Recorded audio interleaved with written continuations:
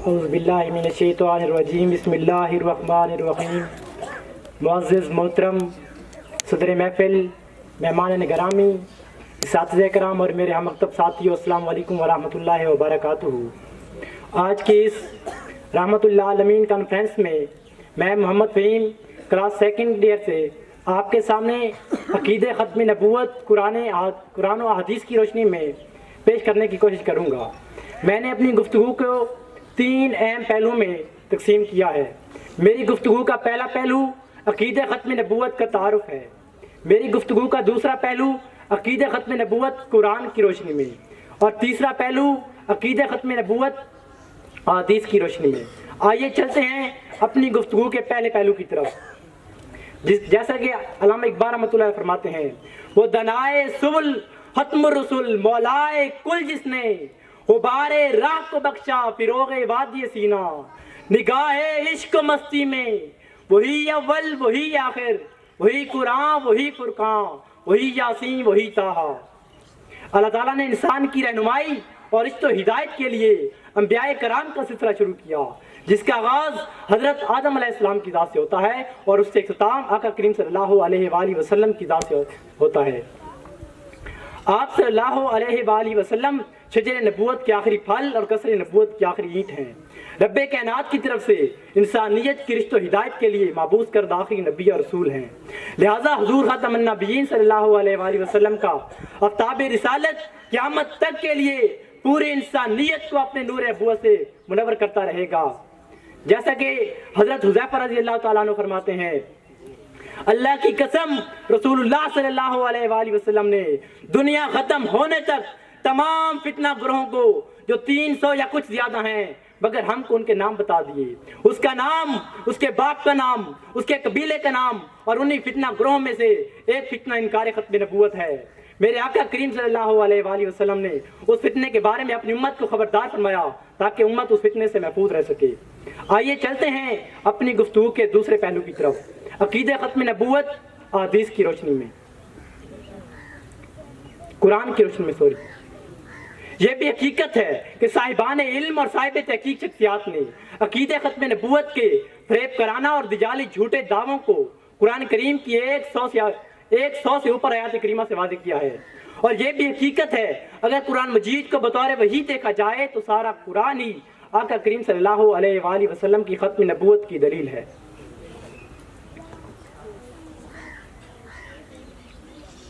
تو نزول قرآن کے بعد وحی کا دروازہ ہمیشہ ہمیشہ کے لیے بند کر دیا گیا ہے۔ اگر آپ صلی اللہ علیہ وآلہ وسلم کے بعد کسی نبی نے آنا ہوتا تو وحی کا دروازہ بند نہ کیا جاتا، کیونکہ وہی نبوت کا خاصہ ہے اور یہی ختم نبوت کی حقانیت کی دلیل ہے۔ اللہ تعالیٰ نے قرآن مجید میں سورۃ احزاب میں آیت نمبر 40 میں فرماتے ہیں، نہیں ہے محمد صلی اللہ علیہ وآلہ وسلم تمہارے مردوں میں سے کسی کے باپ، بلکہ اللہ کے آخری رسول اور خاتم النبیین ہیں۔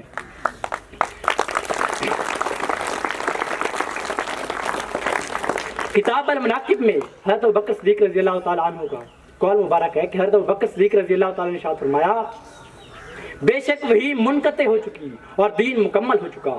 حضرت سلطان باہو رحمۃ اللہ علیہ اپنی کتاب کلید التوحید صفحہ نمبر 141 میں فرماتے ہیں، آپ صلی اللہ علیہ وآلہ وسلم کے بعد نزول وحی کے اعتقاد رکھنا بھی کفر ہے۔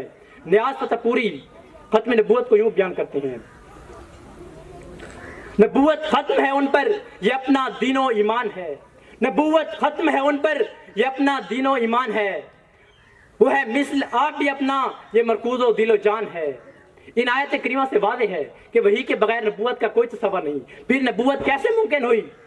اس کا مطلب یہ ہے کہ جو بھی نبوت کا دعویٰ کرے گا وہ جھوٹ و فریب کاری کے سوا کچھ نہیں۔ آئیے چلتے ہیں اپنی گفتگو کے تیسرے پہلو کی طرف، عقیدہ ختم نبوت احادیث کی روشنی میں۔ صحیح بخاری باب ختم النبیین میں حضرت ابو ہریرہ سے روایت ہے کہ رسول اللہ صلی اللہ علیہ وآلہ وسلم نے فرمایا، میری مثال اور مجھ سے پہلے انبیاء کی مثال اس شخص کی طرح ہے جس نے بہت حسین جمیل گھر بنایا مگر اس کے کونے میں ایک اینٹ کی جگہ چھوڑ دی۔ لوگ اس گھر کے گرد گھومنے لگے اور تعجب سے یہ کہنے لگے کہ اس نے یہ اینٹ کیوں نہ رکھی؟ تو میرے آقا کریم صلی اللہ علیہ وآلہ وسلم نے ارشاد فرمایا، میں وہ قصر نبوت کی آخری اینٹ ہوں اور میں خاتم النبیین ہوں۔ ایک اور جگہ پہ صحیح مسلم شریف میں حضور نبی کریم صلی اللہ علیہ وآلہ وسلم نے ارشاد فرمایا مجھ پر نبیوں کو ختم کیا گیا ہے۔ حضرت سبحان رضی اللہ تعالیٰ عنہ فرماتے ہیں کہ رسول اللہ صلی اللہ علیہ وآلہ وسلم نے ارشاد فرمایا بے شک ان قریب میری امت میں 30 رجال ہوں گے اور ان میں سے ہر ایک گمان کرے گا کہ وہ نبی ہے، حالانکہ میں خاتم النبیین ہوں اور میرے بعد کوئی نبی نہیں۔ مذکورہ بالا حدیث سے یہ بات پائے ثبوت تک پہنچ جاتی ہے کہ آپ صلی اللہ علیہ وآلہ وسلم سب سے آخری نبی ہیں اور آپ صلی اللہ علیہ وآلہ وسلم کے بعد کوئی نبی نہیں۔ نبوت کا جو سلسلہ ابو البشر حضرت آدم علیہ السلام سے شروع ہوا تھا اب وہ حضرت محمد صلی اللہ علیہ وآلہ وسلم پر ختم ہو چکا ہے۔ حفیظ جلندری ختم نبوت کو یوں بیان کرتے ہیں مبارک ہو ختم المرسلین تشریف لے آئے، مبارک ہو ختم المرسلین تشریف لے آئے، جناب رحمت اللہ عالمین تشریف لے آئے۔ آپ کی توجہ کا بہت شکریہ۔